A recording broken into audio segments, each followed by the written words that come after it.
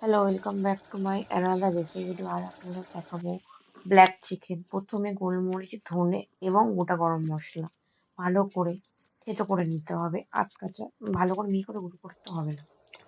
দেন তারপরে সর্ষের তেল, তার মধ্যে কিছুটা ঘি দিয়ে, তেজপাতা ফোড়ন দিয়ে পেঁয়াজ দিতে হবে।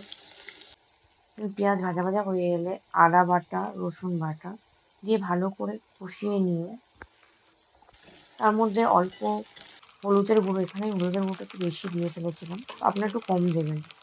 আর নুন দিয়ে ভালো করে কষিয়ে নিতে হবে। নিয়ে ওটাতে মুরগির মাংস বা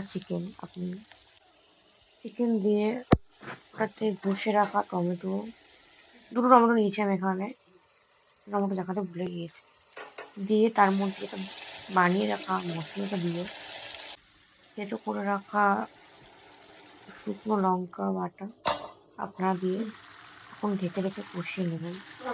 তারপরে আসল ম্যাজিক, চিনি ছাড়া চায়ে চা পাতার জল দিয়ে কিছুক্ষণ ঢেকে রেখে তৈরি আমাদের ব্ল্যাক চিকেন।